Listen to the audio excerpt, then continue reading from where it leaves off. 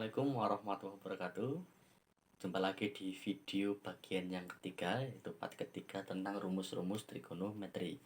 Yang video pertama kita belajar identitas trigonometri dan rumus jumlah dan selisih sudut. Video yang kedua tentang jumlah dan perkalian sudut. Nah, video kali ini yang ketiga adalah tentang manipulasi rumus. Ini ada hubungannya dengan rumus di video yang pertama. Mari kita ikuti aja video ini. Nah, yang pertama saya tulis dulu ya. Sin kuadrat alfa sama dengan 1 min cos kuadrat alfa. Perhatikan. Kalau perhatikan di sini. Alfa artinya kan 1 kali alfa. Alfa 1 kali alfa. Berarti kalau saya punya sin kuadrat 2 alfa sama dengan 1 min cos kuadrat 2 alfa. Sini 1 alfa, 1 alfa. 2 alfa juga 2 alfa. Begitu pula kalau sin kuadrat 3 alfa.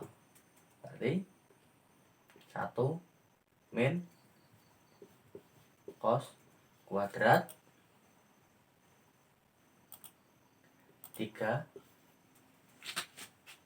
alfa ya. Nah, itu perubahan sudutnya sehingga dapat disimpulkan sin kuadrat n-nya saya huruf apa ya yang bagus? A ya. A alfa itu akan sama dengan 1 min cos kuadrat A alfa. Mengikuti ya. Sekarang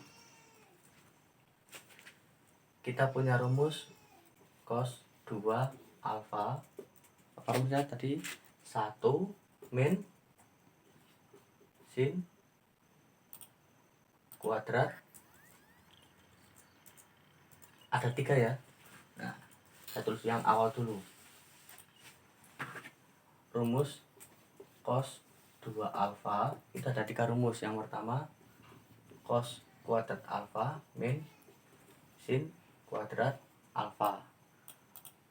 Rumus yang kedua yang ini kita ubah jadi 1 min sin kuadrat alfa kan jadi 1 min 2 sin kuadrat alfa. Atau kita ubah yang sini jadi cos kuadrat alfa jadi 2 cos kuadrat alfa min 1. Ini juga rumus cos 2 alfa, ini juga rumus cos 2 alfa. Nah, dalam limit trigonometri yang sering dimanipulasi adalah rumus yang kedua ini. Nah, makanya saya beri kotak ya. Nah, kita lanjut di sini. Perhatikan. Cos 2 alfa. Perhatikan di sini 2 kali alfa ya. Kalau ini alfa berarti 1 kali alfa. Sini 2, sini 1. Berarti kan dibagi 2 ya. Misal ini ada 2 jeruk, yang sini kok 1. Biar menjadi 1 apa? Bagi 2 ya.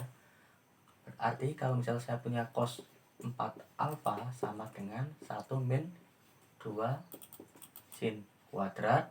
Dari 2 menjadi 1. Kalau dari 4 menjadi 2. 2 alfa karena bagi 2. Lagi misalnya saya punya cos 6 alfa, maka akan berubah menjadi 1 min 2 sin kuadrat bagi 2 berapa? 3 alfa. Kalau saya punya cos 7 alfa 1 min 2 sin kuadrat bagi 2 yaitu 7 per 2 alfa. Kalau sini 8 berarti sini 4. Sini 10 jadi sini 5. Kalau sini 11 berarti 11 per 2. Nah, secara umum cos A alfa akan sama dengan 1 min 2 sin kuadrat A per 2 alfa. Nah, yang saya kotai dari tadi itu adalah rumus yang sering digunakan dalam limit trigonometri. Saya ulang lagi. Cos A alfa sama dengan 1 min 2 sin kuadrat A per 2 alfa. Nah, pertanyaan saya, kenapa ini 2 menjadi 1, kok 2-nya tidak mengubah yang 1 atau tidak mengubah yang 2 bagi 2. Kenapa? Karena perhatikan sini, 2 alfa adalah sudut. Alfa adalah sudut, maka kita mengubah sudut dan ruas kanan menjadi sudut juga yang diubah. Tapi kalau di sini kan hanya koefisien. Misalnya 2 ember, yang diubah 2 itu adalah koefisiennya. Tapi yang perlu kita ubah adalah embernya. Kalau ini sudut, berarti kita mengubahnya sudut. Kalau ini hanya koefisien, artinya 2 itu apa toh? Ada 2 sin kuadrat alfa, yaitu sin kuadrat alfa dan sin kuadrat alfa. Makanya yang diubah adalah yang belakang saja, yang sudut ini. Ini adalah sudut.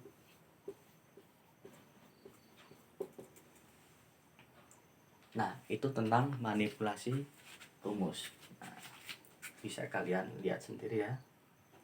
Nah, sekarang yang terakhir, dasar-dasar rumus untuk limit trigonometri. Masih dimanipulasi rumus, tapi manipulasi yang berupa kuadrat. Nah, perhatikan sini, saya kasih contoh yang mudah. Kuadran, ini kuadran berapa? 1, yang sini kuadran 2, ini kuadran 3, kuadran 4. Kalau garisnya berupa horizontal, itu ada berapa sudut? Ada berapa? Ada 0 derajat, ada 360 derajat. Saya ulangi, kalau sudutnya berupa sudut horizontal, itu fungsi tetap ya, tetap. Tapi kalau berupa vertikal, ini ada sudut 90 derajat ya, itu berubahnya apa? Dari sin menjadi cos, dari cos menjadi sin, dari tangan menjadi tangan. Di sini ada sudut berapa saja? 180 derajat. Kalau sini 270 derajat. Kuadran 1 yang positif itu semuanya ya. Jadi all itu positif. Kalau kuadran 2 itu yang positif adalah sin yang positif. Kalau kuadran 3 tangan yang positif. Kalau kuadran 4 itu cos yang positif. Ingat ya, di sudut yang horizontal itu fungsinya tetap, tapi kalau di sudut yang vertikal itu fungsinya berubah. Sin menjadi cos, cos menjadi sin, tangan menjadi kotangan. Nah, di kuadran 1 itu semua fungsinya positif. Sin, cos, tangan itu positif. Tapi kalau kuadran 2 itu sin yang positif, kuadran 3 itu tangan yang positif, kuadran 4 itu cos yang positif. Contohnya gini, cos 90 derajat plus alfa. Nah, 90 derajat plus alfa, berarti sudutnya di sini, di kuadran berapa? 2. Nah, kuadran 2 itu nilai cos positif atau negatif? Negatif ya, karena yang positif adalah sin, berarti min. Nah, cos 90 kita menggunakan yang vertikal 90 ini, berarti fungsi cos berubah menjadi sin alfa. Nah, lagi misalnya sin 90 derajat plus alfa. 90 plus berarti kuadran 2. Kuadran 2 sinnya positif, berarti positif ya. 90 berubah sinnya jadi cos, berarti jadi cos alfa. Contoh lain,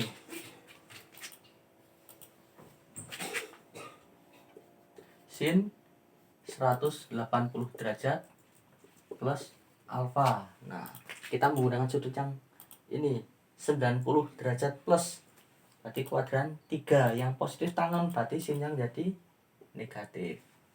Karena 180 derajat itu sudut yang tetap alias yang horizontal, maka fungsinya tidak berubah menjadi sin 180 derajat plus alfa akan tetap menjadi sin alfa. Ini negatif ya. Nah, negatif. Nah, cos 180 derajat plus alfa juga sama, cosnya tetap. Jadi cos alfa, karena di kuadran 3 itu cos negatif, berarti sini negatif. Nah, penerapannya di mana? Di sini. Nah, contoh ya. Saya punya sin 120 derajat. Nah, 120 derajat itu saya kerjakan pakai dua macam, yaitu sin 90 derajat plus 30 ya. Ini kan kalau disembahkan 120 pakai 90 berarti berubah jadi cos 120 kuadran 2, nilai sin positif berarti positif, sama dengan cos 30 derajat. Berapa cos 30 derajat itu? Berapa cos 30? Ada yang ingat? Setengah akar 3. Nah, coba saya kerjakan pakai yang lain. Sin 120 derajat sama dengan sin 180 derajat min berapa toh? Min 60 derajat ya. 180 min berarti kuadran 2, sinnya tetap positif. Pakai 180 fungsinya sin tetap jadi sin 60 derajat. Itu juga hasilnya setengah akar 3. Nah, itu adalah perubahan sudut. Nah, bisa kalian pahami ya. Ya, itu tentang perubahan sudut ya. Bisa saya hapus ya. Saya hapus bagian saja. Nah, ini contoh yang lain lagi. Misal saya punya tangan 315 derajat. Saya kerjakan pakai dua cara. Yang pertama yang berubah dan yang kedua yang tidak berubah. Yang berubah dulu berarti tangan 270 derajat ditambah berapa biar menjadi 315 derajat, yaitu tambah 45 derajat. Nah, 315 itu ada di kuadran berapa? Kuadran 4. Pakai 270 berarti berubah tangan menjadi tangan. Nah, di kuadran 4 itu nilai tangan positif atau negatif? Yaitu negatif. Jadi negatif kuat tangan 45 derajat. Kuat tangan 45 derajat berapa toh? 1, yaitu min 1. Yang kedua, misalnya tangan 315 derajat, saya kerjakan pakai ini. Tangan 360 derajat dikurangi 45 derajat. Kuadran 4 sama, yaitu nilai tangan adalah negatif ya. Min 360 derajat pakai yang horizontal, nilai tangannya tetap. Berarti tangan 45 derajat sama dengan min 1. Hasilnya sama ya. Nah, saya ajari supaya tidak menghafal rumus. Artinya tidak menghafal berapa sih tangan 120, tangan 60 kan. Nah, cukup saya gambar sebuah segitiga ya. Segitiga. Siku-siku, anggap aja ini adalah segitiga siku. Siku kalau sini 90, misalnya sini adalah 30 derajat, yang sini berarti 60 derajat. Sin 30 yang kita ketahui adalah sin, yaitu sin demi. Kalau cos samping per miring, kalau tangan depan per samping. Nah, sin 30 yang kita ketahui adalah setengah. Setengah itu berarti 1/2. Depannya 1, sininya 2. Dengan Pythagoras kita akan peroleh sini akar 3. Dari sini semuanya sudah diketahui. Sin 30 setengah, cos 30 akar 3/2, yaitu setengah akar 3. Tangan 30 depan per samping 1/akar 3, yaitu 1/3 akar 3. sin 60 depan per miring setengah akar 3, cos 60 samping per miring setengah, tangan 60 depan per samping akar 3 per 1 yaitu akar 3, pas diketemu. Itu yang segitiga sikus seperti ini. Nah kalau yang satunya nggak usah saya hapus, biar sini 30 derajat, sini 60 derajat, sini 1 2 akar 3. Nah satunya kalau sini sama kaki, sama kaki kurang ke sini ya, anggap aja ini sama kaki. Kalau sama kaki itu nah kurang besar ya,